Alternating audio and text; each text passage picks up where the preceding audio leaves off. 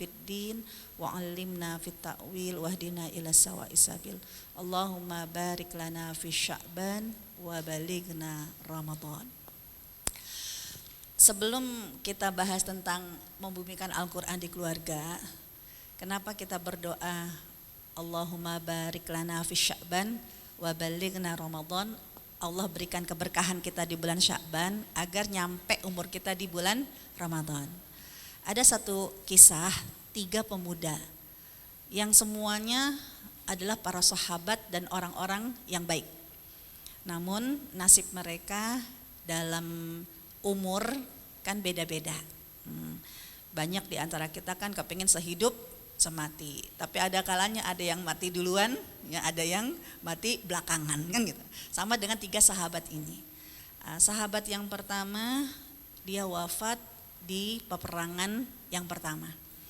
Nah, jadi dia langsung mendapatkan gelar asy-syahid, mati syahid. Tahun berikutnya ya, sahabat yang kedua juga ikut perang bersama Rasul lalu mati syahid. Jadi udah menjadi gelar asy-syahid. Dan kita tahu orang yang mati syahid ini adalah orang yang matinya mulia. Ya, karena salah satu dari mereka yang masuk ke dalam surga tanpa hisab kan mati syahid. Ternyata seorang sahabat yang terakhir masih hidup, dia bermimpi bertemu dengan 2 sahabat ini. Ya, 2 sahabat ini pada saat di dalam mimpinya akan dibuka pintu surga dan dipersilahkan masuk ke dalam surga. Kepikirnya sahabat yang bermimpi ini yang masuk duluan kan yang mati syahid duluan, karena dia benar-benar mendapatkan kesempatan pertama mati syahid.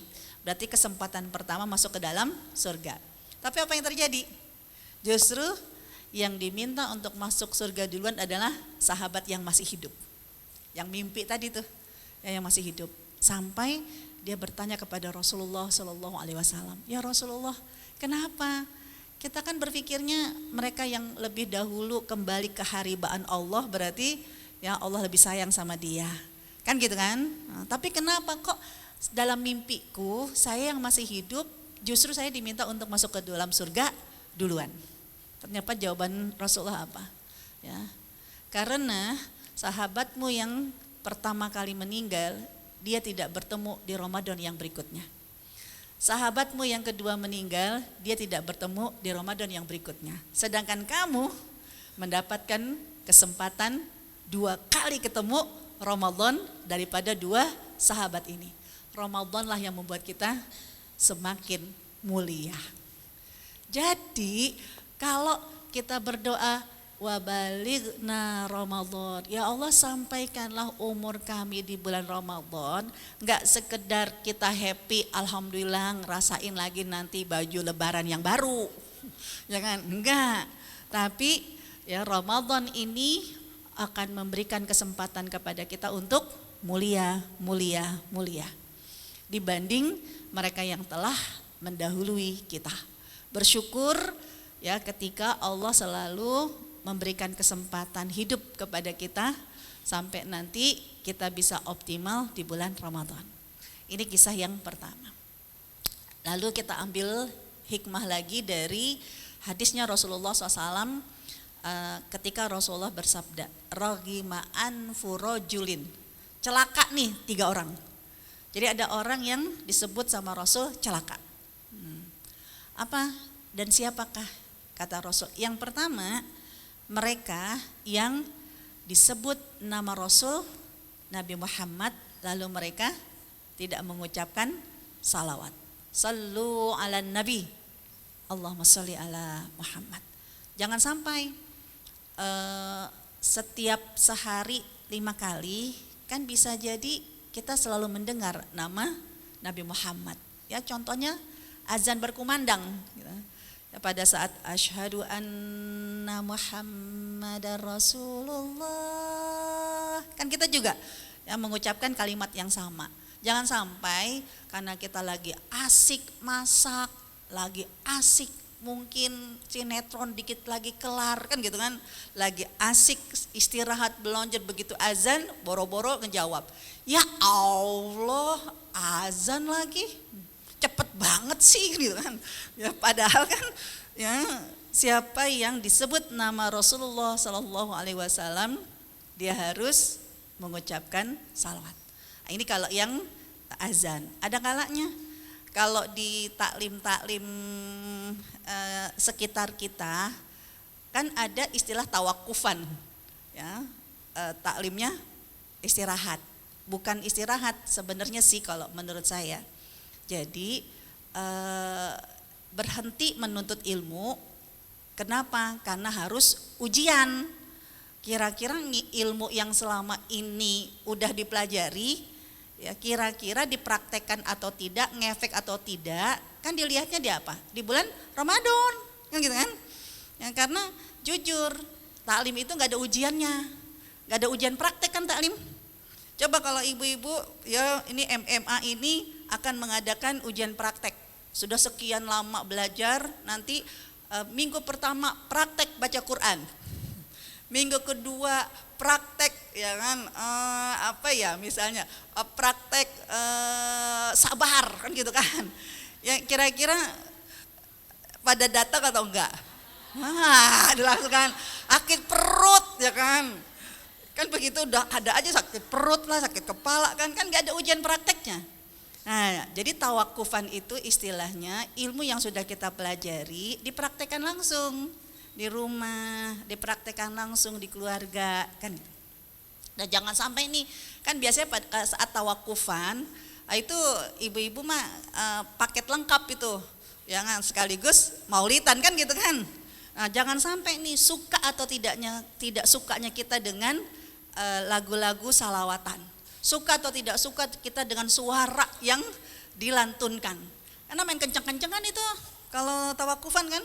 Ya, walaupun kita nggak suka dengan suaranya, tidak suka dengan orangnya, bising dengan volumenya, tapi ketika mereka yang melantunkan itu membaca salawat, ya kita harus Allahumma shalli wa sallim wa barik alaih. Jangan sampai ini menyebabkan kita jadi orang yang celaka. Satu. Terus yang kedua kata Rasulullah, siapa lagi yang celaka? Yang rogima anfu rojulin. Nih celaka nih hidung orang. Jadi sampai disebut sama Rasul, nih celaka nih kalian nih. Jadi kayak dicocok hidungnya. Yang kedua adalah mereka yang datang Ramadan. Lalu sampai pergi Ramadan, dosanya tidak diampuni. Kemana kamu selama ini? Cung tangan ibu, siapa yang hari ini alhamdulillah gak punya dosa?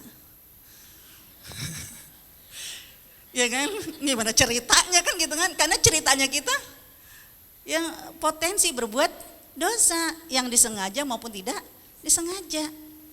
Kemana kita selama ini? Allah tuh tahu banget kita itu pendosa.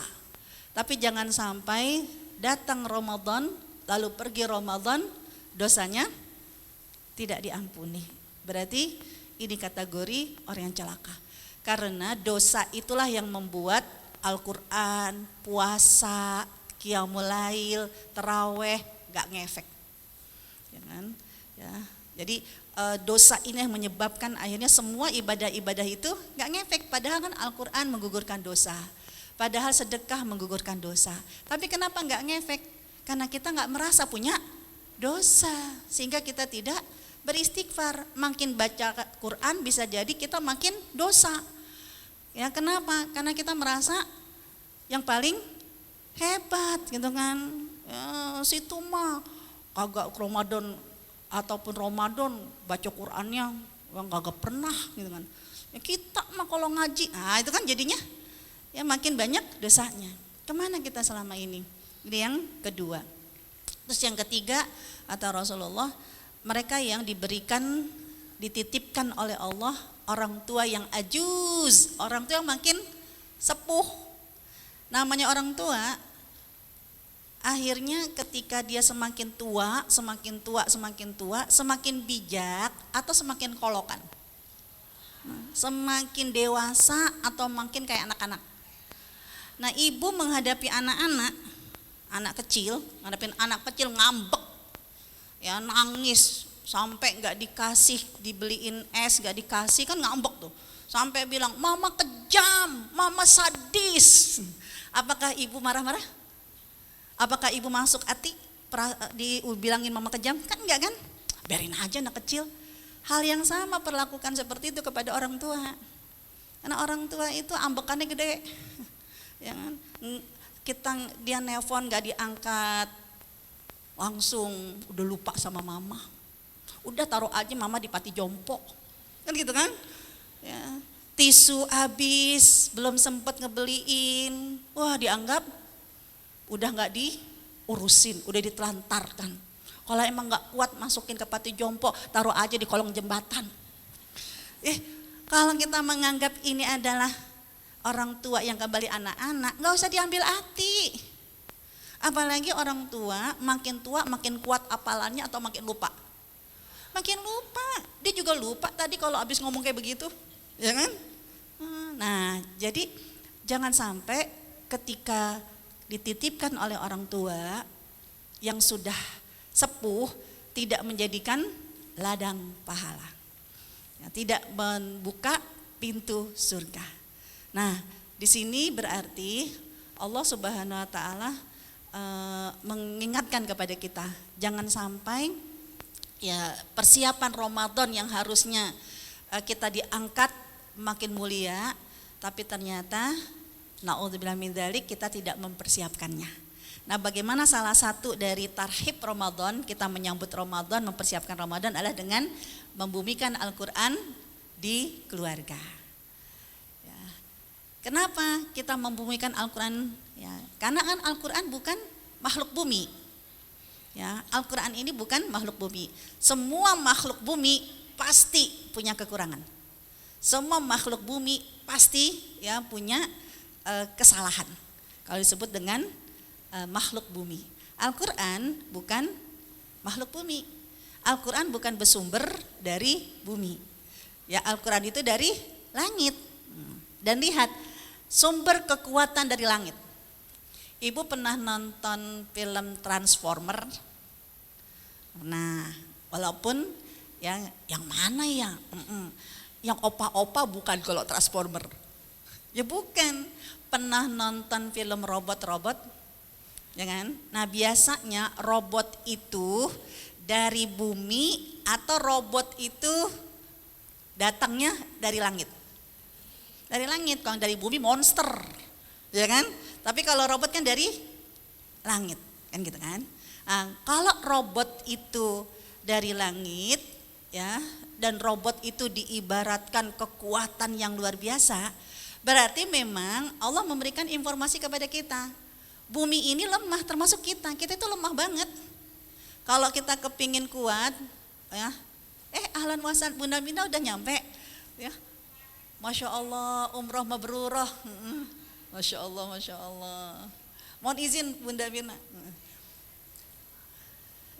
ya. Jadi kalau memang Allah menyebutkan kekuatan itu dari langit, karena memang kita ini makhluk bumi yang lemah banget. Kita butuh kekuatan dari langit. Dan salah satu nanti kekuatan dari langit adalah turunnya Al-Quran. Kan gitu.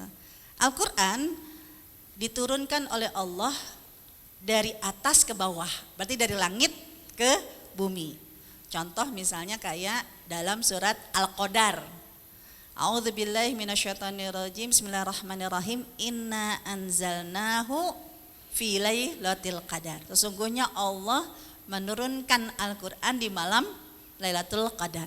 Sekali lagi, kalau diturunkan ini ngoper dari samping kanan samping kiri atau dari atas ke bawah atau dari bawah ke atas? Nah, pasti dari atas ke bawah. Nah, salah satu dari kekuatan dari langit adalah Al-Quran. Dan Al-Quran, lihat, pada saat diturunkan oleh Allah, semua menjadi mulia. Contoh, bulan dalam 1 tahun ada berapa? Ada 12. Tapi kenapa Ramadan menjadi bulan yang paling mulia? Syahrul Ramadan alladzi unzila fihil Qur'an. Karena sebab Al-Quran itu diturunkan di bulan Ramadan. Ya, hanya karena Al-Quran diturunkan di bulan Ramadan, maka bulan Ramadan menjadi bulan mulia.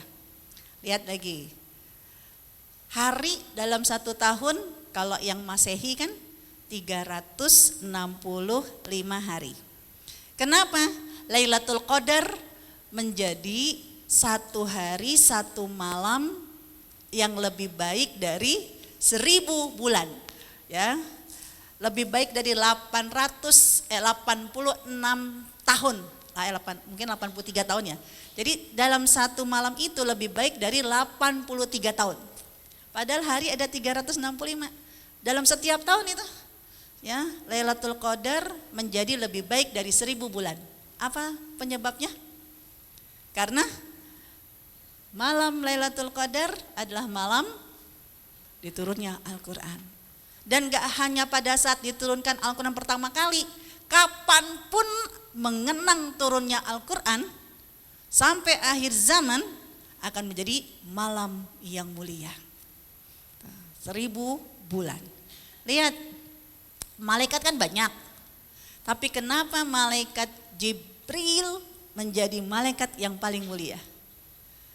Karena malaikat Jibril yang membawa wahyu Al-Quran.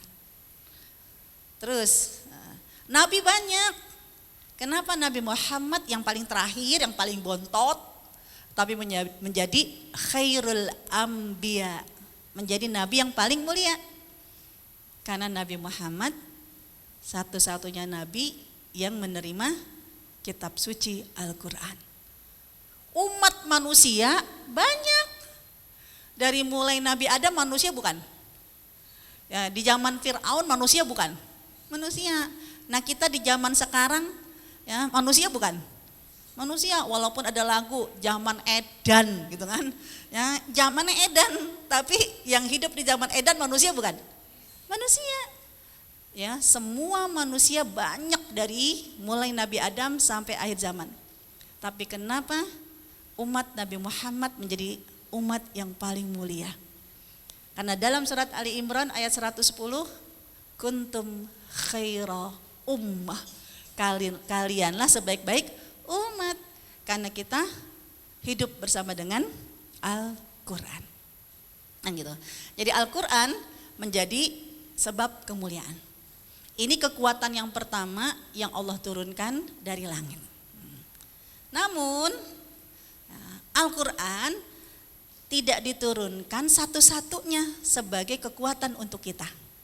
Ada fasilitas, ada sarana, ada penunjang untuk manusia, biar manusia kuat.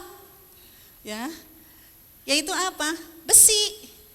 Kita sudah pernah singgung ini, entah waktu materi apa. Kalau nggak salah ibu mental besi apa, ya kan? Allah menurunkan kekuatan buat kita manusia yang lemah, tidak hanya Al-Quran, tapi juga besi. Ya, contoh kayak saudara-saudara kita di Palestina. Sampai hari ini, walaupun rakyatnya dizolimi oleh seluruh dunia, Mesir masih ditutupkan pintunya. Ya, sampai ada pesan-pesan, kalau di Jakarta ya, itu ada pesan-pesan tanggal 2 Maret, ya, kalau bisa dikosongkan. Kenapa? Kita akan ya demo lagi. Kenapa? Paling tidak menentang dan memaksa Mesir untuk membuka Rafah, ya kan? Ya, Rafah udah dibom, nggak dibuka lagi. Ya, sudah ratusan kontainer untuk siap masuk. Nah, tapi lihat, tetap Israel itu kalah. Kenapa? Karena tentaranya memiliki kekuatan senjata made in sendiri, kan? Mereka kan bikin senjata sendiri, ya, Yasin, pokoknya macam-macam itu nama-namanya. Sedangkan rakyatnya punya kekuatan Al-Quran, kan gitu, ya. Jadi Al-Quran dan senjata dimiliki oleh orang-orang Palestina, sehingga membuat mereka kuat mengalahkan ya tentara-tentara terbaik manapun, termasuk tentara Israel. Jangan sampai ya kita senjata nggak punya, pisau takut, kan gitu kan? Al-Quran pun Nggak punya. Bagaimana kita bisa kuat? Dan gitu kan. Nah, Al-Quran dan besi adalah kekuatan dari langit. Ini ada dalam surat Al-Hadid ayat yang ke-25. Ketika Allah Subhanahu wa taala menyebutkan, namanya aja surat Al-Hadid, berarti surat tentang besi. Ya, seperti tadi yang di awal saya bertanya kepada ibu-ibu, mau apa? Robot, transformer, itu datangnya dari bawah atau dari atas? Dari atas.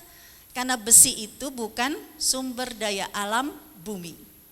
Jadi besi itu bukan hasil kekayaan bumi. Kalau besi hasil kekayaan bumi, besi punya kekurangan. Besi punya ya keterbatasan. Tapi besi dalam surat Al-Hadid menjadi salah satu dari mukjizat sains. Banyak orang-orang ilmuwan yang masuk Islam hanya gara-gara surat Al-Hadid.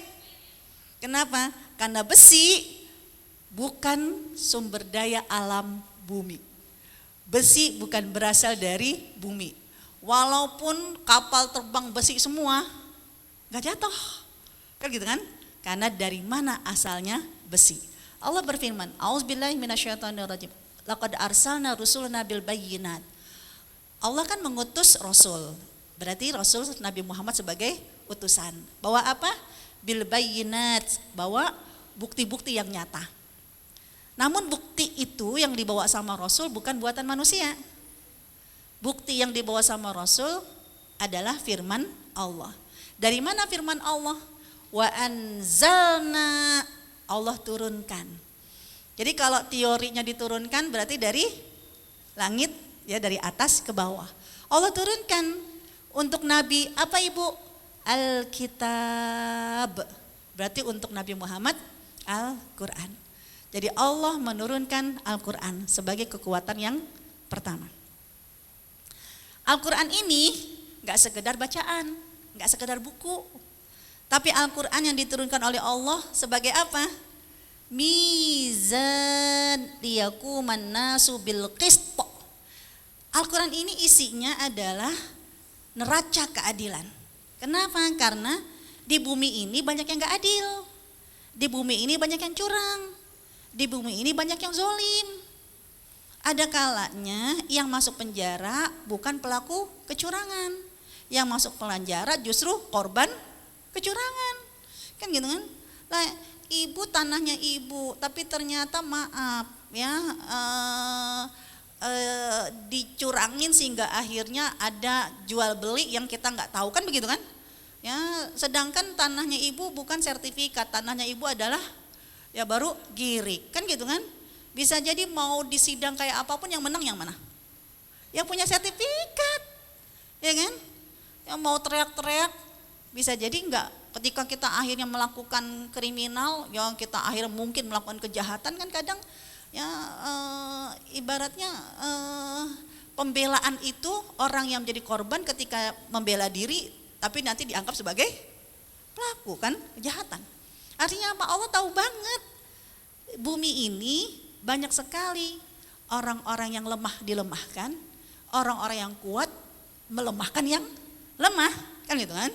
Akhirnya karena bumi ini banyak ketidakadilan, maka Allah pun juga menurunkan kekuatan sebagai senjata buat kalian. Apa itu senjatanya? Apa itu kekuatannya? Wa anzalna al-hadid, kami turunkan. Saya sengaja nggak kasih merah, kenapa? Karena di sini terjemahan yang saya copy paste itu adalah menciptakan. Kemudian Allah menciptakan besi.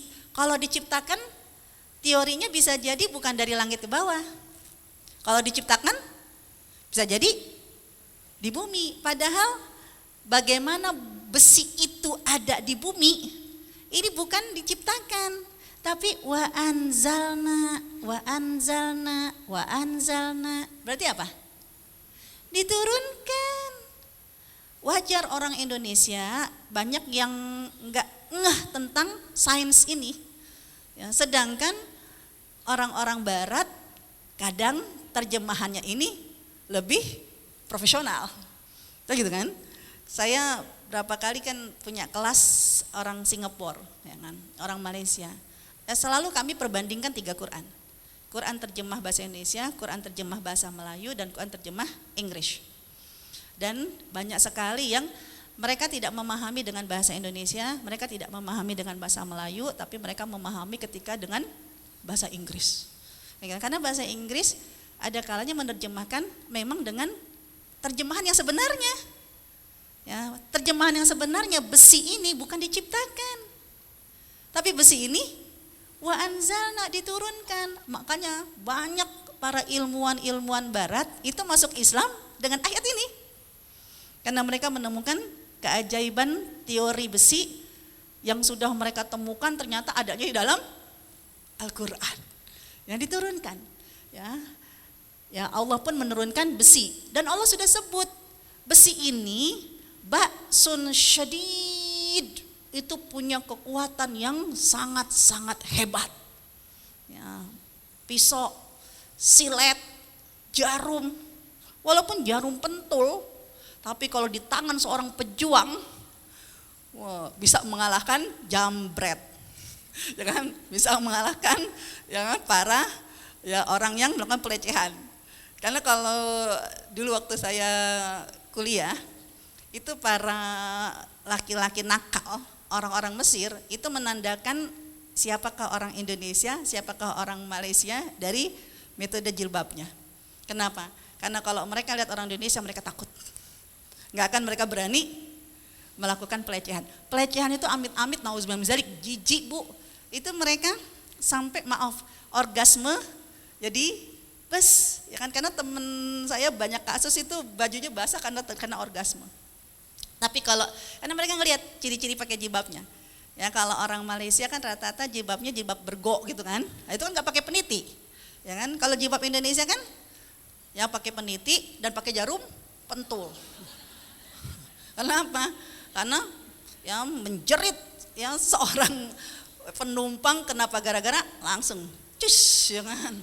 Gitu. Jadi gitu. Dan memang orang Indonesia itu kenapa saudara-saudara kita di Palestina, Desember kemarin saya ke Universitas Juanda yang di Tol Ciawi, ada kan Universitas Juanda itu. Karena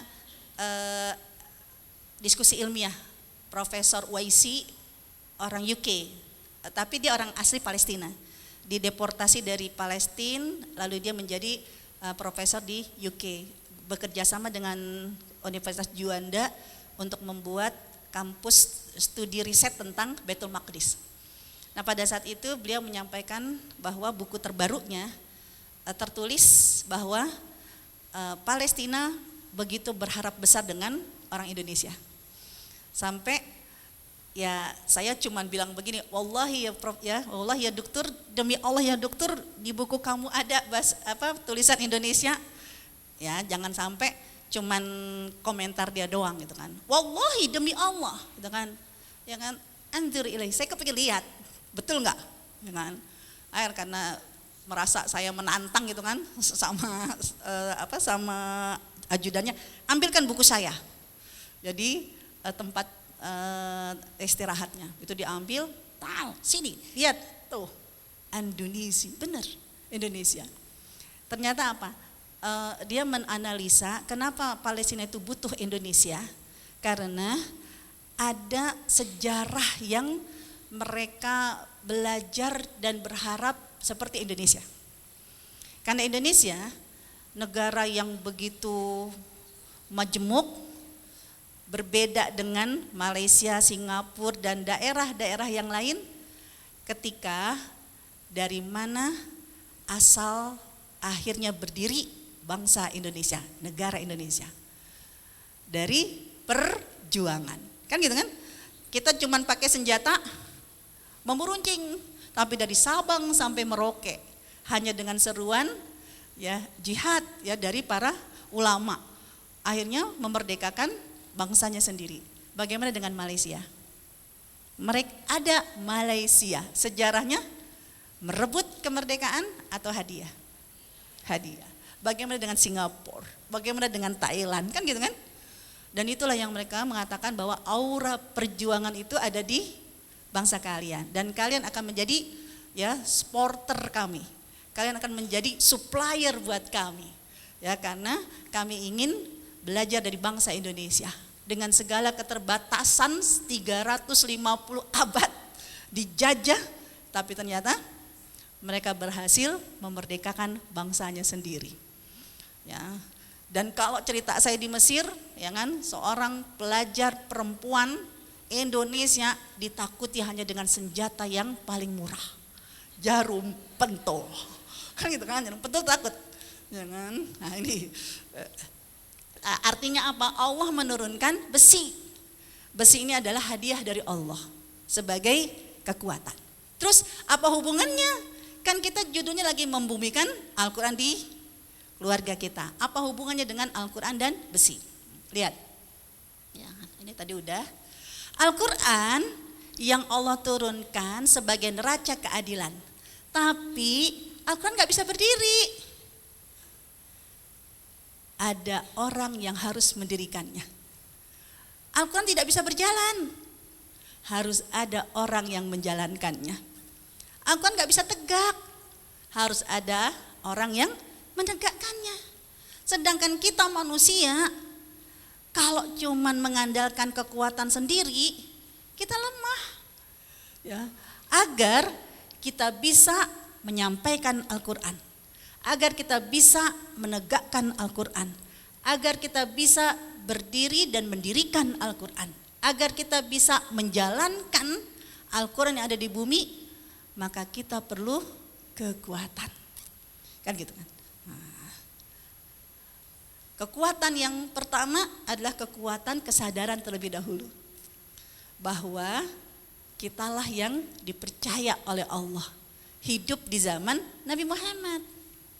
Walaupun banyak di antara kita ketika disuruh sabar menghadapi suami. Seperti Ibunda Khadijah. Suka dibalikin saya. Iyalah ustazah kalau suami kita kayak Rasul. Kan gitu. Kan gitu. Coba kalau kita hidup di zaman Rasul, mungkin suami kita ya bukan dia, mungkin kita yang dipilih sama Allah jadi suaminya, jadi istrinya Rasul, kan gitu kan? Ya minimal sahabat lah, kan gitu kan? Ya kadang saya suka dibalikin, ya disuruh sabar, belajarlah seperti Ibunda Khadijah, ya setia seperti Ibunda Khadijah, kan gitu? Ya dan selalu lapang dada seperti istri-istri Rasul yang lain. Iyalah. Ya kalau sekali lagi suaminya Rasul. Kan kayak kemarin saya dapat pertanyaan, Ustazah, seberapa sih kita bisa membantu suami ketika suami dalam kondisi kekurangan, ya, sedangkan istri dalam kondisi kelapangan harta, ya, kita boleh nggak cuman minjemin atau kita harus membagi, ya kan? Ya, kenapa? Karena kan kita punya tabungan besar, mau dipakai sama suami buat modal. Ya ini gimana hukumnya? Ya itu berarti bicara masalah hak harta istri yang mengelola istri untuk transaksi kepada suami. Ya berlaku hukum yang sama. Mau akadnya hibah, kasih. Gak usah mikir keuntungan, gak usah mikir nanti kayak kacang lupa kulitnya. Habis banyak ustazah, ya kurang apa kita baik sama suami. Tapi begitu dia udah sukses dia lupa, gitu kan? Yang ya kalau begitu, ya kan banyak kan? Kalau begitu boleh nggak? Ya tabungan kita mau dipinjam modal, akadnya, ya pinjam, silakan. Kalau pinjam berarti suami harus mengembalikan. Dan jangan pernah kepikir sedikit pun minta kelebihan, minta tambahan. Ternyata dari harta kita sukses, makin maju. Dikembaliin nih modalnya, astagfirullahaladzim pelit banget sih, masa modal doang, beliin kayak barang gelang 10 gram, haram. Kenapa jatuhnya? Riba, gitu kan. Yang kalau mau, ya bodoroba investasi kan gitu kan. 70-30%, 50-50% kan gitu kan. Ya lo ustazah kok hitung-hitungan, kamu mau menggunakan sifat Allah Al-Hasib. Kalau kamu mau menggunakan sifat Allah Al-Hasib, Allah Maha berhitung. Harus hitung-hitungan. Ya, enggak boleh salah. Minta tibang nambahin, ya tibang buat transport Pak, tambahin kek, modal kamu udah balik tapi kamu enggak ada tambahan dikit, cuma nambahin transport aja, Allah Maha berhitung. Haram. Kalau kamu enggak mau menggunakan sifat Allah Al-Hasib, tapi maunya menggunakan sifat Allah Al-Ghani, Maha Kaya. Kalau Maha Kaya berarti kita enggak pernah hitung-hitungan. Ma punya uang enggak? Mau berapa? Kasih. Jangan. Kan gitu kan. Ya, seperti Ibunda Khadijah, habis loh hartanya. Hanya gara-gara semua dihibahkan kepada Rasul. Menderita dia. Ya, udahlah habis, jatuh miskin, menderita hanya gara-gara membela suaminya. Mati dalam kondisi kelaparan. Ya, orang kaya raya meninggalnya kelaparan. Ya. Ternyata Ibunda Khadijah tidak berhitung, tidak hitung-hitungan. Ibunda Khadijah menggunakan sifat Allah Al-Ghani, Maha Kaya. Sekarang ibu maunya yang mana? Al-Hasib atau Al-Ghani? Jangan dibalikin lagi. Aduh, kalau Al-Ghani, kalau suaminya kaya Rasul kan gitu kan. Masalahnya suami kita gak kayak Rasul kan gitu. Nah berarti kan ya ini opsi. Artinya maksud saya adalah kita bersyukur kepada Allah bahwa Allah telah memilih kita walaupun kita tidak pernah hidup di zaman Rasul. Tapi ternyata kita sebagai umat Rasulullah Shallallahu Alaihi Wasallam berarti ya kita ini sudah dianggap keluarganya Allah. Kita bukan sahabat karena kita tidak pernah ketemu sama Rasul, tapi kita disebut keluarganya Allah. Kenapa disebut keluarga? Ibu yang namanya aja pewaris, berarti dapat apa? Warisan. Emang ada tetangga yang baik banget sama tetangganya yang kaya raya, begitu tetangganya kaya raya meninggal, akhirnya dia dapat warisan? Ya enggak, siapa lo? Mau tetangganya baik, ya kan, ngurusin anaknya, boro-boro, ya kan, anaknya nggak pernah datang, anaknya nggak pernah ngurusin. Begitu meninggal dapat warisan siapa? Anak, kan gitu kan? Karena kita disebut sebagai pewaris Al-Quran, maka kita disebut sebagai keluarga Allah.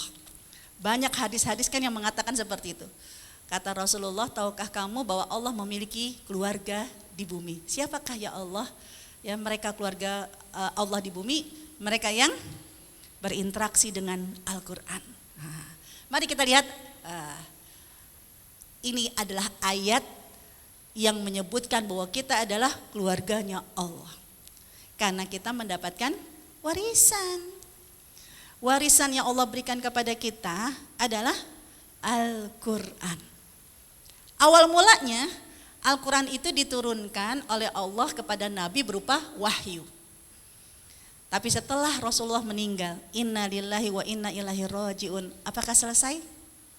Tidak. Al-Quran ini tsumma aurasna, ya kan? Tsumma aurasna, lalu kami wariskan. Diwarisi. Ya, jadi kami, berarti Allah yang langsung menyebut kami wariskan. Berarti siap ada manusia yang akan mendapatkan warisan karena dia sebagai ahli waris. Siapakah yang siap-siap kepingin dapat warisan dari Allah sebagai ahli waris? Alladzina astofaina min ibadina. Enggak semua orang. Ya, hanya mereka yang terpilih. Jangan sampai kita berpikir, ya terpilih ya. Kali itu ustadz kali, ustazah kali, kita mah gimana cari terpilih? Jangan berpikir kalau terpilih itu berarti adalah maunya Allah.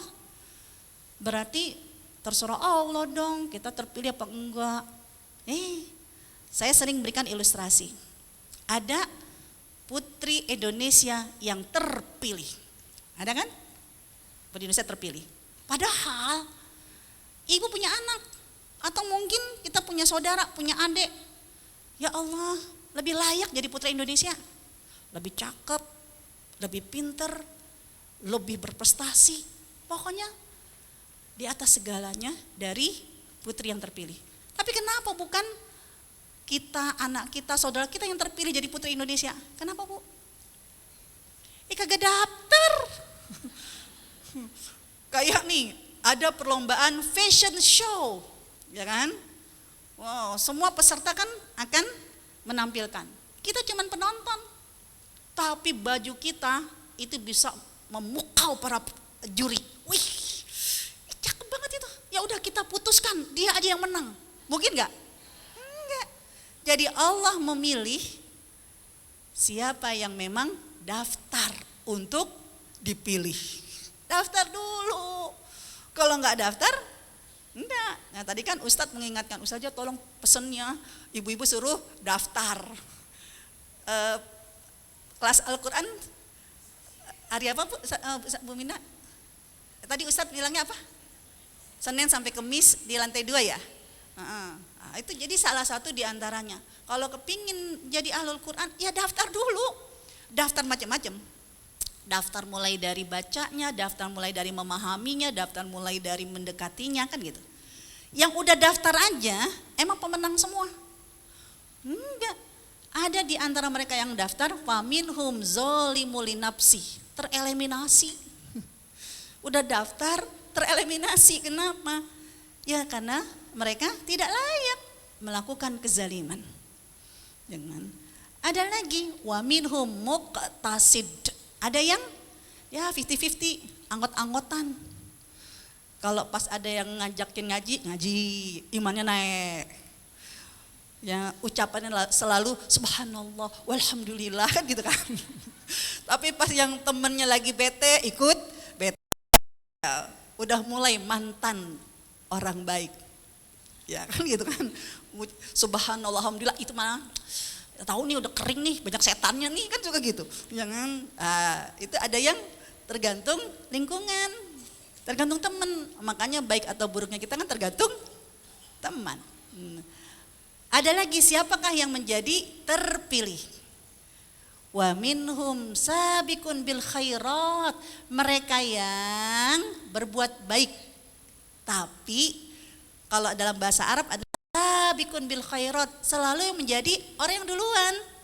Sabikun ini biasanya kalau sering kita dengar istilah musabakoh, ya kan? Nah, itu sabikun. Kalau namanya musabakoh, pemenang pasti yang paling duluan, terbaik. Artinya apa? Enggak cuma berbuat baik, tapi sabikun bil khairat, mereka yang terlalu menjadi pelopor kebaikan. Namun pada saat menjadi pelopor kebaikan, enggak sombong. Ya kan, Masya Allah, kamu kalau Ramadan hatamnya berapa kali? Ya paling dikit 3 kali.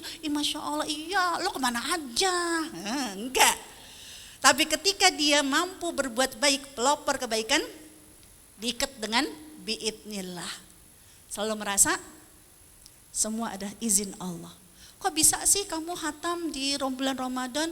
Karena Allah yang memudahkan saya untuk menghatamkan Al-Quran.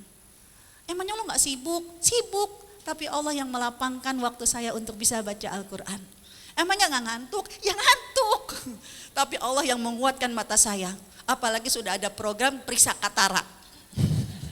Ya kan, tadi kan gitu. Ya, artinya apa? Semua biidnillah, atas izin Allah. Dzalika huwal fadlul kabir, inilah karunia yang besar. Berarti kamu berhak dapat warisan. Ini tips yang pertama, bahwa kita harus antusias. Di mana ada kebaikan-kebaikan, apalagi terkait dengan Al-Quran, kita akan selalu ya tertarik. Kita selalu ingin menikmatinya, ingin mencicipinya. Nah berikutnya, yang kedua, kalau kita sudah daftar, berarti kan kita harus intens berkomunikasi. Ya, harus selalu mencari cara terus berkomunikasi.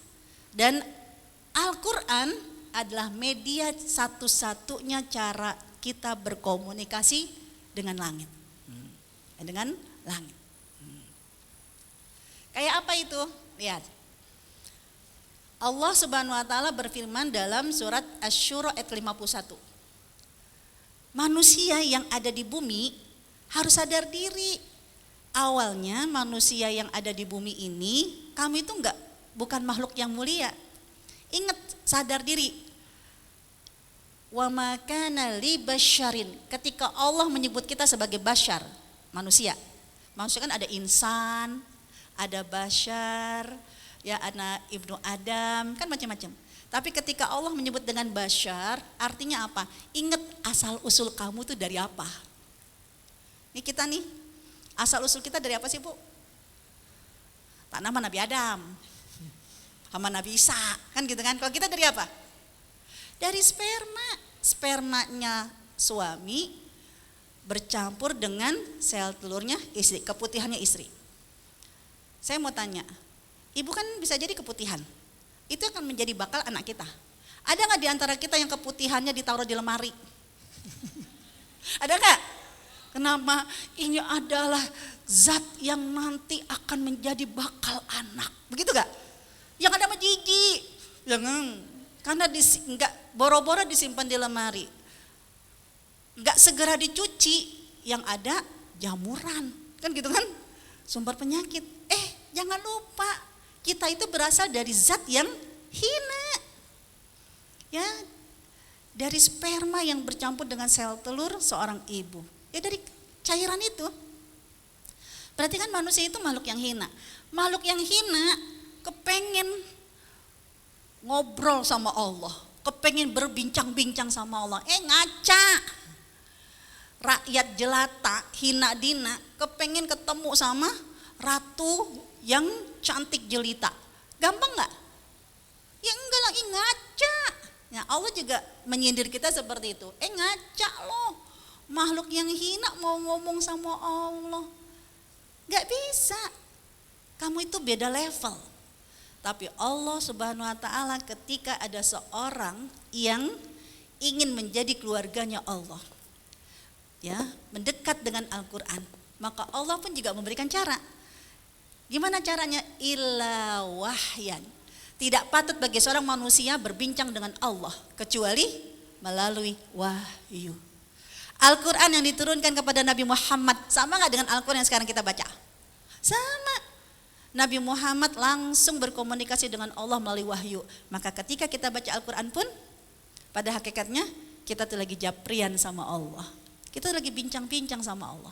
Maka dalam sholat, kenapa sholat juga menjadi komunikasi pada saat membaca surat Al-Fatihah? Ya, bukan pada saat ruku dan sujudnya. Pembuka pertama kita ngeping Allah, ya kita ibarat kalau dulu BlackBerry kan ping ya. Kalau sekarang apa kalau ini ya? Ngechat Allah gitu kan, pertama kali ya kalau kita kan assalamualaikum. Nah kalau dengan Allah ya dengan surat Al-Fatihah. Ya kita sudah mulai ingin berkomunikasi dengan Allah. Ya, jadi Al-Quran itu adalah cara kita untuk berbincang-bincang dengan Allah. Nah, maka kalau dalam satu hari kita tidak membaca Al-Quran, berarti kita sedang kehilangan komunikasi dengan langit. Kemudian pada saat Allah mengajarkan manusia cara berkomunikasi melalui Al-Quran, gak tanggung-tanggung, karena kita sebagai pewarisnya Allah, keluarganya Allah, Allah kepingin kalau kamu sudah berbincang-bincang dengan Al-Quran, maka Al-Quran itu gak sekedar bacaan kamu. Al-Quran itu akan menjadi apa? Akan menjadi rohnya kita, nyawanya kita. Karena tanpa nyawa manusia itu gak akan dihargai. Bahkan anjing kelaparan pun, kalau manusia yang sudah tidak bernyawa, udah jadi bangkai, bisa jadi dimakan sama anjing. Ibu, contoh ilustrasi. Saya punya teman, sama-sama akademisi. Seorang laki-laki muda, di usia 35 tahun. Dia sudah mendapatkan gelar profesor, guru besar. Karena memang pintar. Tapi dia masih bujang, lagi nyari pendamping. Adakah di antara ibu yang mau? Ya, masih muda, 35 tahun. Kan gitu kan? Kan gitu. Masalahnya kan namanya juga lagi cerita, ilustrasi, ya kan? Masalahnya adalah tadi pagi saya mendapatkan kabar kalau profesor muda ini sudah mendapatkan gelar tambahan. Almarhum. Ya kan? Almarhum. Cung tangan, ada yang mau ngawinin anaknya sama dia? Ya enggak lah. Jadi seseorang itu dihargai kalau dia masih punya nyawa. Dicintai, dikejar ketika masih punya nyawa. Kalau sudah tidak punya nyawa, gak ada yang mau. Bahkan seorang anak cintanya sama ibunya, begitu sudah tidak punya nyawa, ditutupin, maukah anak itu tidur selamanya sama ibunya yang sudah menjadi mayat? Aku takut kan gitu. Ya, menangis tapi tetap gak mau berdekatan. Artinya apa? Kalau kita tanpa ruh, tanpa nyawa, kita seperti bangkai, ya, berjalan. Nah, Allah menginginkan kita mulia karena ruh kita akan membuat kita menjadi orang yang mulia, bukan seperti mayat-mayat yang berjalan. Semua ada dalam surat Asy-Syura. Tadi kan ayat 51, ayat 52. Bahkan sayangnya Allah, gimana caranya manusia itu bisa mulia? Ya kamu harus punya nyawa dulu. Ya. Dan Allah menyebutkan wa kadzalika auhayna ilaika. Ketika Allah mewahyukan Al-Qur'an kepada Nabi Muhammad SAW dan diberikan kepada kita, enggak sekedar buku bacaan. Tapi Al-Qur'an itu sebagai apa? Ruh, nyawa. Sekarang saya mau tanya, pada saat kalau ibu yang pernah lihat ada seseorang yang mau sekarat, yang sedang sekarat, kan gitu kan? Keluar ruhnya itu dari mana? Keluar ruhnya, ditarik roh dari mana? Dari mulut. Dari mulut kan? Ditarik, kan dari mulut. Maka kalau kita kepingin Al-Quran itu menjadi ruhnya kita, tips yang pertama yang tadi dalam surat ya Asy-Syura ayat 51, mulut kita dibuka dulu. Biar Allah mau masukin ruh. Cara bukanya dengan baca Al-Quran. Kenapa? Kalau kita baca Al-Quran, berarti mulut kita sudah lapar, sudah siap untuk menerima ruh. Kan gitu kan? Jadi kalau manusia yang punya nyawa biasa, diambil ruhnya, terakhir itu kan dari mulut. Kan gitu. Sedangkan pada saat ketika dia masih proses diambil, ya, selama masih ada detak jantung. Tapi kan dikit-dikit tuh, kakinya dingin, terus dingin, kan itu berasa kayak berjalan, ya kan? Jantungnya masih ada. Nah, begitu ruhnya udah keluar dari mulutnya, maka detak jantungnya mati, kan gitu. Nah, Allah juga menyuruh kita seperti itu. Kalau kamu kepingin Al-Quran itu menjadi ruh kamu, pertama buka dulu ya mulut kamu, biar mulut kamu mudah nanti masuk ruh Al-Quran. Setelah itu lihat ya, setelah itu ya, setelah kita membuka mulut dengan membaca Al-Quran, maka nanti Al-Quran itu akan terasa masuk ke dalam tubuh kita ketika ada detak jantung kita, adanya Al-Quran, adanya kehidupan. Sehingga sebelum masuk ke jantung, ya, ke hati kita, saya mengingatkan, jika dalam satu hari Al-Quran tidak kita baca, jadi sebelum tidur masih belum sempat baca Al-Quran, maaf, jangan berpikir Al-Quran yang menjadi korban. Jangan berpikir Al-Quran yang kita tinggalkan, tidak. Tapi kalau dalam satu hari kita tidak membaca Al-Quran, tandanya Al-Quran itu jijik dengan kita. Kenapa? Karena kamu hanya makhluk yang dari sperma, makhluk yang menjijikkan. Ya, kamu itu mulia karena Al-Quran. Nah, kamu ketika tidak membaca Al-Quran, maka kamu kembali seperti makhluk yang hina dina. Yang pertama. Yang kedua, kenapa Al-Quran itu jijik? Karena pernah kasus di zaman Rasulullah SAW ketika Rasulullah melihat sesuatu yang akan terjadi di akhir zaman, termasuk di zaman kita ini. Yaitu apa? Rasulullah mengatakan kepada Allah, ya Rabbi, ya Allah, inna qaumi ittakhidu. Kenapa ya? Kok kaumku banyak sekali yang meninggalkan Al-Quran? Jadi Rasulullah sedih. Kejadian bukan di zaman sahabat, enggak. Tapi kejadian ya di zaman kita ini. Kenapa ya Allah, kok banyak sekali umatku yang tidak baca Al-Quran, umatku yang menjauh dari Al-Quran. Dikiranya Rasul, Al-Quran yang ketika dijauhkan oleh kita, ya Al-Quran jadi korban lah. Tapi langsung dijawab oleh Allah. Wa kadzalika, begitulah. Artinya apa? Ini udah ada SOP-nya ya Muhammad. Ini udah ada cara mainnya Allah. Kenapa? Jika ada di antara umat Nabi Muhammad melakukan mujrimin, melakukan dosa, maka langsung kalau ada umat Nabi Muhammad yang melakukan dosa, langsung disebut oleh Allah sebagai apa? Aduan, jadi musuh. Satu hari kita tidak baca Al-Quran, tandanya maaf, ada kemaksiatan yang kita lakukan. Al-Quran jijik dan langsung Allah menyebutkan kita sebagai musuh. Kalau kita sebagai musuh, berarti Al-Quran mau gak dekat sama kita? Gak mau. Jadi bukan kamu yang meninggalkan Al-Quran. Tapi kalau kamu berbuat maksiat, kamu gak bisa baca Quran karena kemaksiatan kamu, sesungguhnya Al-Quran yang menjauh dari kamu. Karena Al-Quran jijik, kamu jadi makhluk yang kembali seperti sperma. Dan kamu sudah disebut oleh Allah sebagai musuh. Musuh di sini bukan musuh kita sebagai penentang Allah, enggak. Tapi disebut musuh karena ya orang-orang yang berdosa. Jadi bukan kita yang meninggalkan Al-Quran, tapi Al-Quran yang berpaling. Kenapa? Karena tadi ya, jika sehari tanpa Al-Quran berarti Al-Quran jijik dengan kita. Kita laksana bangkai busuk karena kemaksiatan kita. Gimana Al-Quran bisa jadi nyawa kita kalau mulut kita tidak digerakkan pertama kali? Ya.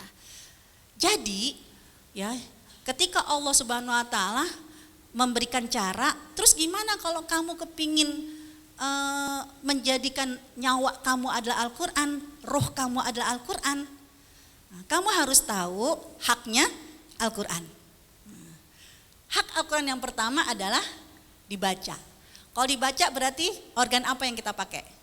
Mulut. Seperti tadi yang saya sampaikan, nyawa itu keluar dari mulut. Berarti kalau kepengen nyawa itu masuk, kita harus mempersiapkan terlebih dahulu mulut kita. Baca, baca, baca, baca. Lancar nggak lancar, baca. Paham nggak paham, baca. Ya, karena yang diminta adalah baca, baca. Tandanya mulut kamu sudah terbuka, kamu sudah open untuk dimasukkan rohnya Al-Quran. Satu. Hak Al-Quran yang kedua ada sebagai petunjuk. Ya kan? Dalikal kitabul la raiba fihi hudal lil muttaqin. Kalau Al-Quran sebagai petunjuk berarti enggak cuma dibaca. Dia harus difahami. Enggak cuma paham. Enggak cuma otaknya doang yang paham. Enggak cuma hatinya doang yang tahu. Paham, tenang, tapi harus diamalkan. Karena khuluquhul Quran. Rasul itu kan akhlaknya Al-Quran. Kan gitu. Berarti bagaimana caranya kita menjadikan Al-Quran sebagai petunjuk? Ya, untuk menjadikan Al-Quran sebagai petunjuk. Nah, ini ya sampai saya berikan statement biar lebih mudah. Hak Al-Quran sebagai kitab bacaan. Berarti latihlah mulut kita. Baca, baca, baca. Ada kalanya melatih mulut kita membaca, kita harus pakai mata. Ada kalanya kita nggak pakai mata, kita cukup dengar, kan gitu kan? Ya, artinya latihlah mulut kita agar Al-Quran itu bisa masuk ya dari mulut kita. Mulut tolak ukur, open or close-nya ya, terbuka atau tertutup masuknya ruh Al-Quran di hati kita. Ini jalan pertama nih. Kalau kita males baca, ya pantas Al-Quran itu gak bisa masuk ke ruh kita. Ya, kita harus rajin baca. Lancar gak lancar, segera daftar. Kan gitu kan. Lancar, perlu teman agar bisa semakin lancar. Daftar. Setelah itu apa? Hak Al-Quran sebagai petunjuk. Kalau hak Al-Quran sebagai petunjuk, itu kan direnungkan dengan hati nurani. Dengan hati. Ya, kalau dengan petunjuk harus dengan hati dulu. Kenapa? Karena banyak orang yang cuman paham di kepala, tapi gak diamalin. Tapi orang yang memaham dengan hati, dia akan mengamalkan. Nah, karena, ya kan, kenapa harus diambil dengan hati? Seperti hanya tadi nyawa. Nyawa itu, ya kalau mau meninggalkan tubuh kita, walaupun masih ada detak jantungnya, tapi kan udah mulai tuh. Dari ujung kaki kan dingin. Begitupun kalau Al-Quran kepengen jadi nyawa kita, pertama dari mulut langsung jelek masuk ke hati. Karena kalau nanti hatinya udah dak, tandanya apa? Detak jantung saya sudah ada kehidupan. Maka Al-Quran akan menyebar. Turun ke kakinya menjadi Qur'ani. Turun ke tangan menjadi Qur'ani. Lari ke kepala jadi Qur'ani. Artinya apa? Semuanya akan berakhlak Al-Quran. Kayak apa kaki yang Qur'ani? Dia akan hati-hati kemana langkah kakiku. Kayak apa tangan yang Qur'ani? Dia akan berhati-hati. Untuk apa tangan aku kerjakan. Dia akan lari ke otak untuk berpikir, ya apa yang akan aku pikirkan. Ini Quran atau maksiat dengan Quran. Berarti harus mulai dengan hati. Karena hati tandanya ruh akan masuk ke dalam tubuh kita dan akan ada detak jantung cinta. Nah, ini surat Muhammad. Jadi kalau yang pakai bacaan berarti mulut. Kalau yang mau jadi ruh berarti menjadi petunjuk dengan hati. Afala yatadabbarunal Qur'an. Apakah mereka tidak menghayati Al-Quran? Mereka enggak paham, tapi pahamnya pakai apa? Am ala qulubin aqfaluha, atau hatinya terkunci. Nah, jadi setelah kita rajin baca, kita kepingin ruh Al-Quran akan masuk ke dalam hati. Terus kayak apa tandanya? Jantung kita, hati kita sudah mulai ada Al-Qurannya. Lihat. Ya, ini saya statement lagi biar kuat. Mulut adalah tolak ukur terbuka atau tertutupnya nanti Al-Quran itu akan menjadi ruhnya kita. Baik baca dengan Al-Quran berarti tilawah, ataupun baca Al-Quran tanpa mushaf berarti tahfiz. Ya, jadi orang yang dia mah hafizul Quran tapi kok kayak begitu, maaf. Berarti dia cuma sampai ya mulutnya doang. Orang yang ruh Al-Quran itu bersatu dalam darah dagingnya, tidak hanya baca, tapi apa? Tanda ruh Al-Quran itu masuk ke dalam tubuhnya ketika akan ada detak jantung hatinya, ada Al-Quran. Kayak apa? Detak jantung hatinya tandanya sudah masuk ruh Al-Quran. Surat Al-Anfal ayat 2. Nah ini, ayo, moga-moga Al-Quran sudah ada di dalam detak jantung kita. Innamal mu'minun, sesungguhnya orang-orang yang beriman itu. Idza dzukirallah, ada orang yang menyebut nama Allah. Berarti bukan kita nih yang menyebut nama Allah. Ada orang, Allahu Akbar, la ilaha illallah. Kalau mau tahu, ada enggak ruh Al-Quran dalam detak jantung kita? Wajilat qulubuhum, hatinya berdetak. Allahu Akbar, Allahu Akbar. Udah azan, bukan la ilaha illallah lagi asik nonton azan lagi. Berarti ya, Al-Quran tidak ada dalam ruhnya kita. Jangan orang yang lagi ya zikir subhanallah, berisik banget sih. Berarti Al-Quran tidak ada dalam detak jantung kita. Bersyukur kalau ibu-ibu, ya Allah gampang banget ya kan, kayaknya jangan kayak bergetar gitu. Ya Allah, kalau ada yang kalau ada yang menyebut nama Allah, ada yang tasbih, tahmid, salawat, ya Allah kayaknya ya manjat banget di dalam tubuh kita, di dalam hati kita. Alhamdulillah ya Allah, berarti udah ada tanda kehidupan. Tapi jangan cuma di jantung doang. Karena kalau di jantung doang gampang dicabut. Ya kan? Seperti tadi orang yang mau meninggal kan? Ya kan? Ya kalau udah dicabut nyawanya kan berarti udah dingin semua. Lanjutkan agar Al-Quran itu menyebar dalam darah daging kita. Ruhnya itu nyebar dalam semua organ-organ tubuh kita. Wa idza tuliyat alaihim ayatuhu. Ketika dibacakan ayat-ayat Allah. Bukan kita yang baca. Karena mulut kita udah membuka ruh. Ada orang lain yang baca. Ngefeknya di mana? Zadathum imana. Imannya bertambah. Tandanya apa? Begitu ada yang baca Al-Quran, Al-Quran itu langsung turun ke kakinya. Kakinya tidak akan melangkah kecuali yang diinginkan oleh Al-Quran. Ya, lari ke otaknya. Dia nggak akan berpikir kecuali berpikir yang disukai oleh Al-Quran. Dia lari ke tangan. Dengan iman itu bertambah. Jadi dari detak jantungnya ya ke bawah, ke atas, ya kan memompa semua sampai sendi-sendinya ada Al-Qur'annya, imannya bertambah. Dan bukti terakhir kalau di tubuhnya sudah ada ruh Al-Qur'an.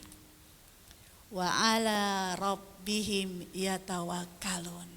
Dia makin tawakal kepada Allah. Kayak apa sih orang tawakal? Orang yang tawakal persis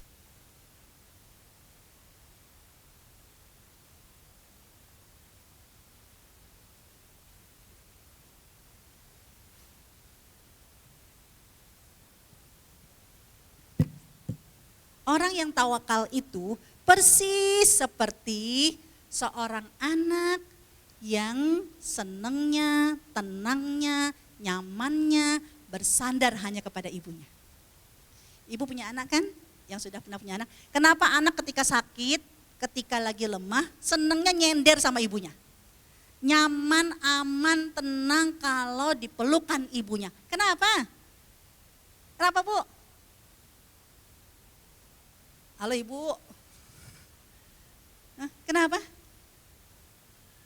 Lahir dari perut ibunya. Ada lagi Kak? Hah? Ya kenapa aman, nyaman, tenang, damai, sendos ya. Itu kalau dipelukan ibunya. Kenapa? Apa rahasianya? Percaya. Yakin. Ya, kenapa? Yakin ini ibuku. Ibuku tidak akan pernah meninggalkan aku. Ibuku akan selalu menjaga aku. Bahkan di saat aku sedang sakit, ibuku makin sok kuat dan selalu menjaga. Dia tahu ibunya kebelet kepengen kencing. Udah mulai mau tidur tuh anak. Ibunya kan kepingin buang air kecil. Anaknya udah mau ditinggal. Tapi ibu dengar di kuping ada nyamuk. Kira-kira jadi buang air kecil atau nyari tuh nyamuk sampai mati. Cari dulu. Nah, modal kepercayaan. Maka Al-Quran tandanya kalau ada di dalam roh kita, kita akan selalu yakin bahwa Allah tidak akan pernah meninggalkan kita. Allah akan selalu menjaga kita. Bahkan di dalam kondisi sakit sekalipun. Saya mau cerita ya agar kita melatih Al-Quran itu menjadi ruh kita. Pernah suatu kali saya di kondisi yang sangat membutuhkan perhatian. Kenapa? Karena pada saat itu ya, di bulan Ramadan 2 tahun yang lalu. Saya lagi sibuk-sibuknya di acara di masjid, tiba-tiba saya kena musibah, saya jatuh. Dari sini ke sini mah gak kelihatan sakit. Tapi dari sini ke sini, udah kayak apa? Saya butuh perhatian, saya butuh adanya kepedulian orang lain. Cara satu-satunya, karena ini zaman digital adalah update status. Ya kan? Gak pakai di medsos, cukup di WA. Karena kalau di WA itu pasti yang baca orang yang kita kenal. Kan gitu kan? Nah, yang nge-save nama saya. Saya foto di mana pada saat itu saya harus masuk CT scan. Ya kan, karena butuh banget perhatian ya di saat kondisi kayak gitu.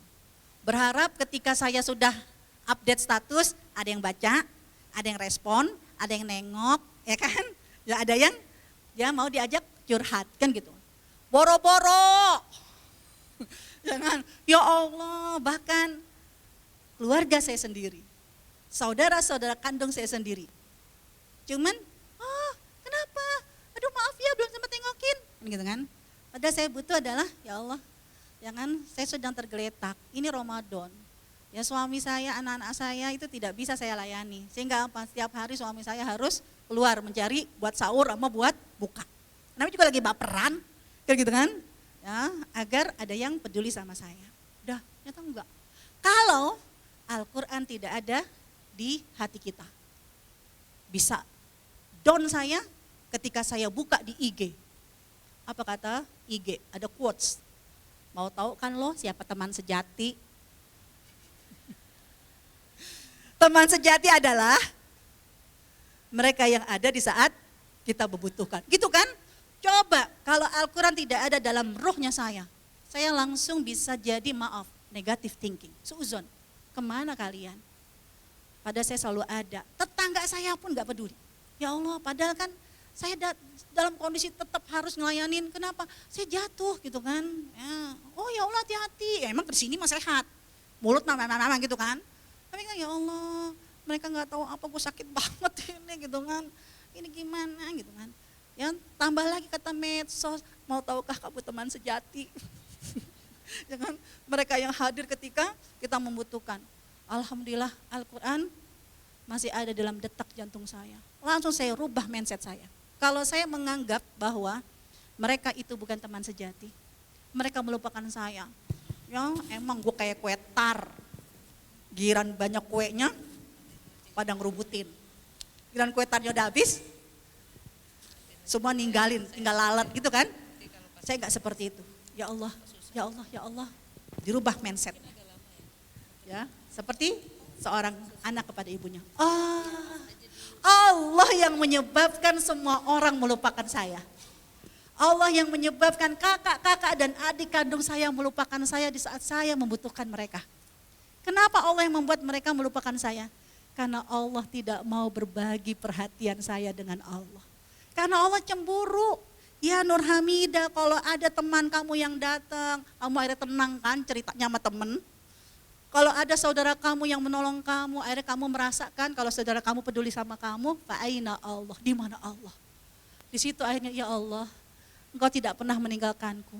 Padahal aku sedang membutuhkan teman-temanku, membutuhkan saudara-saudara aku. Ternyata apa? Engkau membuat mereka melupakan aku. Kenapa? Karena Allah hanya ingin menanamkan kepada hati saya, ada Allah yang tidak pernah meninggalkan kita. Ada Allah yang selalu bersama dengan kita. Ini tandanya, bismillah kita bersama-sama membumikan Al-Quran harus dimulai dari merasa bahwa Allah tidak pernah meninggalkan kita. Sehingga nanti langkahnya kita, ya Allah, Allah ridho enggak dengan langkahku. Ketika kita mau melakukan aktivitas, ya Allah, Allah ridho enggak dengan langkahku. Karena Al-Quran sudah ada dalam ruhnya kita. Wallahu a'lam bishawab. Ya moga-moga bermanfaat.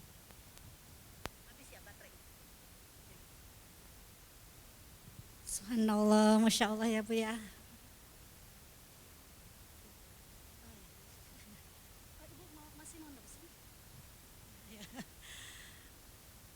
Subhanallah, begitu terasa ya Bu ya, tausiah dari Ustazah.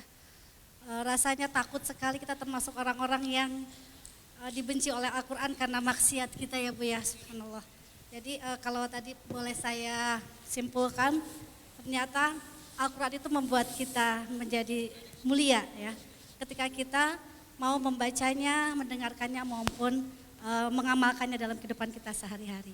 Nah ibu-ibu, saya yakin ibu-ibu ada pertanyaan ya Bu ya, yang mau disampaikan pada Ustazah, silahkan Bu. Saya berikan 3 waktu untuk 3 penanya. 5, 4, baru 3 punya 4. dulu. Maksudnya 5, 4, 3, 2, 1 gak ada yang nanya, alhamdulillah. Silakan Ibu.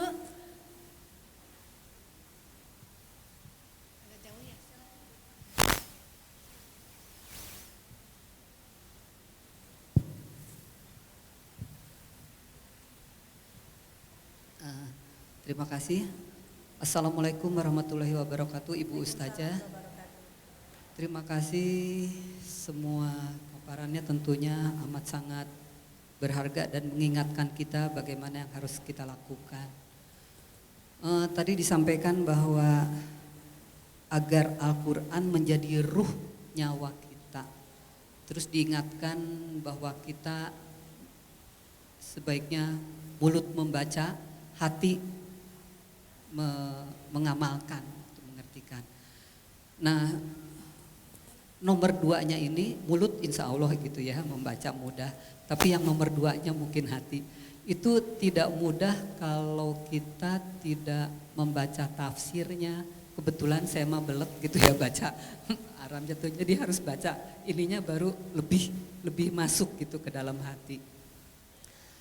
Nah, pertanyaannya mungkin bulan Ramadan tuh banyak tantangan dari ustadz-ustadz tuh suruh membaca, menghatamkan sering gitu ya.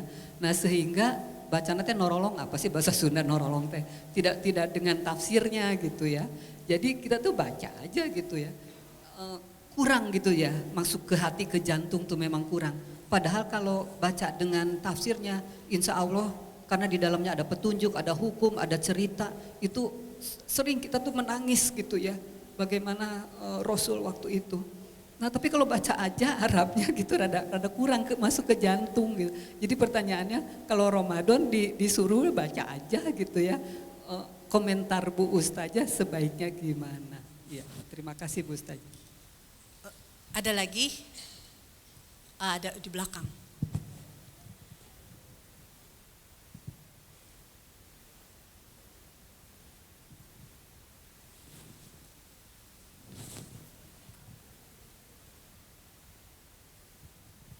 Assalamualaikum warahmatullahi wabarakatuh. Waalaikumsalam warahmatullahi wabarakatuh. Ustazah izin bertanya, bagaimana cara menanamkan jiwa Al-Quran dalam diri seorang anak? Bagaimana cara menanamkan jiwa Al-Quran dalam diri seorang anak? Apakah dari ibunya, ataukah dari anaknya, atau gimana gitu? Ataukah dari ayahnya mungkin? Udah cukup Ustazah. Ada lagi? Oh, ada satu.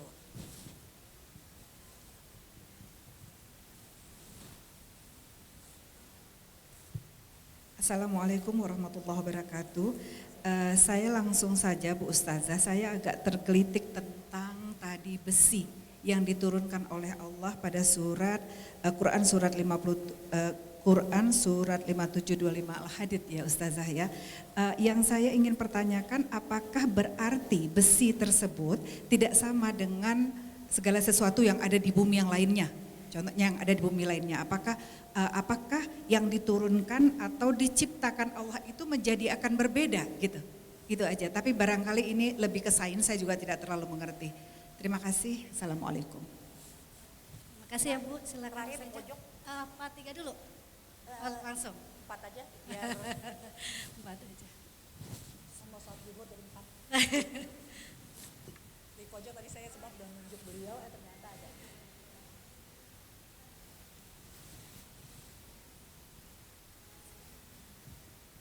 Bismillahirrahmanirrahim. Ustazah mau nanya, tadi kan ada pernyataan bahwa ketika kita satu hari tidak membaca Al-Quran berarti Al-Quran itu jijik sama kita gitu. Definisi dalam membaca Al-Quran itu andai satu hari itu kita tidak memegang Al-Quran lah, tetapi ada kita, apakah ketika kita dalam perjalanan kita membaca ayat kursi, ada doa-doa yang ada di dalam Al-Quran, apakah itu termasuk udah hitungan membaca Al-Quran Ustazah? Itu aja, terima kasih. Masya Allah, Masya Allah, Masya Allah, la haula wa la quwata illa billah. Agenda Al-Quran nanti di bulan Ramadan, mari kita belajar dari para sahabat. Untuk agenda yang pertama dalam membaca, semua berlomba-lomba untuk menghatamkan. Jadi setiap taklim bahkan memberikan apresiasi. Siapa yang paling banyak menghatamkan Al-Quran akan mendapatkan hadiah. Karena itulah menjadi sunnah yang disukai oleh Rasulullah dan para sahabat. Itu agenda yang pertama. diminta untuk berlomba-lomba sebanyak-banyaknya. Paham nggak paham, lancar nggak lancar, pokoknya baca sampai hatam. Kalau sampai hatam berarti dari mana? Al-Fatihah sampai An-Nas. Jangan saja sama enggak dengan baca Al-Ikhlas, Al-Falaq, Al-Falaq, Al-Ikhlas dan Anas 3 kali kan sama kayak hatam. Ya beda lah. Ya kan? Jadi kalau disebut hatam dari Al-Fatihah sampai Anas. Ini agenda yang pertama. Agenda yang kedua, ketika para sahabat menjadikan Al-Quran sebagai petunjuk untuk dipahami dan diamalkan, tidak ngoyo. Arti tidak ngoyo itu tidak seperti berlari-larian hatam Al-Quran, enggak. Yang didokumentasikan oleh Rasulullah dan para sahabat, apa kata para sahabat? Kami tidak akan pernah bergerak ke 10 ayat yang berikutnya kalau kami belum mengamalkan ayat itu. Jadi di antara para sahabat yang satu hari bisa jadi 1 kali hatam. Satu sahabat 2 kali hatam. Imam Syafi'i itu 60 kali hatam. Ya kan? Tapi untuk mengamalkan tangannya, kakinya, kepalanya, mereka mengikuti para sahabat. Ada 10 ayat terlebih dahulu yang mereka jadi pilot proyek, kira-kira 10 ayat ini sudah bisa diamalkan atau belum. Atau kalau kita tidak 10 ayat, kalau saya lebih dengan tematik. Saya ingin menjadikan Al-Quran dalam hidup saya dimulai dari tawakal. Nah berarti ya, kita belajar apapun yang terjadi, tawakal. Ya Allah, saya udah sedekah, saya udah ngedoain anak yatim, kita sudah menyantuni anak yatim, kenapa ya Allah kok nasib saya kayak begini? Iya saya kan lagi belajar tawakal. Nah, jadi menjadikan Al-Quran sebagai petunjuk, tidak ngoyo. Kenapa? Karena pilihlah dengan 10 ayat kalau metodenya para sahabat, atau pilih dengan tematik. Kalau kita kepingin ada 1 Al-Quran yang ingin kita amalkan. Gitu Bu. Nah kemudian yang kedua, ini anak-anak, bapaknya apa ibunya ya? Rasulullah SAW hanya menyebutkan, pilot proyek caranya anak itu bisa sukses dididik oleh orang tuanya adalah dengan latihannya sholat. Nah, karena sholat menjadi ibadah yang wajib 5 kali kan? Nah, artinya apa? Mata pelajarannya sholat dulu. Metodenya kayak apa? Jadi kalau dalam sholat dia berhasil, berarti nanti dalam kegiatan yang lain dia berhasil. Nah metodenya dalam sholat, Rasulullah menyebutkan untuk anak-anak yang belum usia 10 tahun, masih kecil sampai usia 7 tahun. Metodenya gimana? Muru auladakum. Muru itu adalah diproses kebiasaan. Ala bisa karena biasa. Yang kedua, enggak mungkin dia menjadi kebiasaan kalau tidak dengan keteladanan. Ya, keteladanan dari ibunya, keteladanan dari bapaknya, jangan sampai dia mikir kalau mau ibadah ikutin mama, tapi kalau lagi males ikutin papa. Ya enggak, tapi keteladanan yang harus bersinergi. Ya, nah, inilah yang cara agar menanamkan satu tematik aja. Ya, jadi gimana ya bacain tafsir ke anak kagak paham. Saya kepingin mengajarkan anak saya. Kenapa tadi sholat? Karena sholat itu wajib 5 kali. Ya kan, artinya kalau udah yang wajib aja udah dibiasakan, maka nanti gampang. Saya kepingin mengajarkan anak saya untuk menjadikan Al-Quran sebagai petunjuk, yaitu tidak pernah berkata dusta. Udah, terus saya tidak akan selesai berhenti sampai anak saya terdidik karakter bukan anak pembohong. Itu jadi kebiasaan dan keteladanan. Kemudian yang ketiga, besi asal usulnya adalah diturunkan. Maka kalau nanti ibu lihat, karena ada banyak tafsir-tafsir saintifik, jadi tafsir-tafsir yang mengangkat khusus mukjizat ilmu pengetahuan. Nah, nanti besi itu bagaimana dengan teori Big Bang, ya, ledakan meteor akhirnya hancur keserap ke bumi, baru tuh besi-besi akhirnya ya digali sama manusia, dibuat ini, dibuat itu, manusia yang menciptakan apa yang ada di bumi ya dari besi-besi itu menjadi senjata, pisau, jarum, itu kan manusia yang menciptakan. Ya, manusia yang menciptakan, tapi asal usulnya Allah yang menurunkan. Kan gitu, Bu. Ya, tambahkan dengan tafsir-tafsir saintifik, mukjizat ilmu pengetahuan. Yang terakhir, ketika kita tidak baca Al-Quran, maka Al-Quran akan jijik dengan kita. Terus bagaimana di kondisi yang memang kita punya keterbatasan? Kalau memang kita tidak dalam kondisi keterbatasan, kan kita bisa pegang mushaf Al-Quran. Tapi dalam kondisi ya Allah di jalan, sebelum ibu musafir, ibu udah siapin dulu. Karena kita bukan penghafal Quran, ya kan? Gimana caranya kita bisa tetap baca Al-Quran 1 juz kalau di mobil tanpa mushaf? Gimana caranya, Bu? Udah download Al-Qur'annya, ya kan? Walaupun ya kita mau baca juz 5, juz 6, udah tinggal buka mushafnya, pakai earphone kita, buka suaranya Ustadz, kita ikutin dengan gerakan bibir kita, walaupun tidak kita keluarkan suara kita. Jadi kita caranya membaca melalui pendengaran. Anak saya itu kalau di bulan Ramadan menghatamkan Al-Quran, itu senangnya kayak begini. Kenapa? Aku kalau baca sama ustadz yang di audio, aku lancar bacanya. Ya kan? Karena dia cuman ngikutin, nggak apa-apa. Yang cari yang nadanya seperti nafasnya kita. Jangan yang cepat. Nah, artinya begitu. Tapi kalau ya Allah ustazah namanya juga pergi dadakan, mau download mana paket data cuman 2 giga, kagak bisa kan gitu kan. Ya udah, hafalnya surat Yasin. Silakan baca surat Yasin. Karena itu adalah ayat-ayat Al-Qur'an. Enggak apa-apa. Gitu kan. Nah, terakhir ya sebelum ditutup karena dengan doa ya, saya kepingin ngajak bareng-bareng. Ya, nah ini dia Allah. Ya mari kita membaca doa khatmul Quran, walaupun mungkin kita belum khatam Al-Quran, tapi kita udah nawaitu, ya Allah aku udah DP loh, aku udah baca doa khatmul Quran, agar kita akan menghatamkan Al-Quran.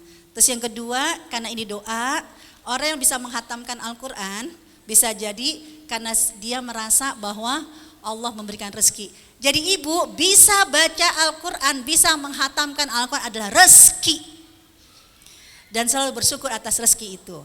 Ayo kita baca bareng-bareng setelah doa khatmul Quran. Ada beberapa yang kita juga saling mendoakan. Ya, bismillahirrahmanirrahim. Kita baca umul kitab terlebih dahulu. Al-Fatihah. A'udzubillahi minasyaitonirrajim. Bismillahirrahmanirrahim. Alhamdulillahi rabbil alamin arrahmanirrahim maliki yaumiddin. Iyyaka na'budu wa iyyaka nasta'in. Ihdinas siratal mustaqim. Siratal ladzina an'amta 'alaihim ghairil maghdubi 'alaihim waladdallin. Amin. Ya bareng-bareng. Allahumma arhamna bil Qur'an waj'alhu lana imaman wa nura wa hudan wa rahmah. Allahumma dzakirna minhu ma nasina wa 'allimna minhu ma jahilna warzuqna tilawatahu ana al-laili wa atrafan nahar alhulana hujjatan ya rabbal alamin. Bahasa Indonesianya, Allah rahmati kami dengan Al-Quran, jadikan ia pimpinan cahaya petunjuk dan rahmat. Allah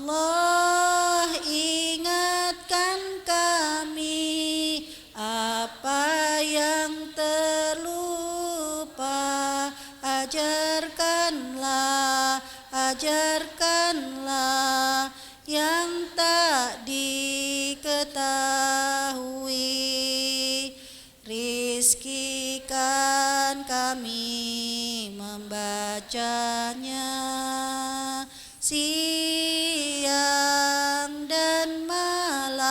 siang dan malam, sepanjang siang dan malam. Jadikan Ia penolong kami, ya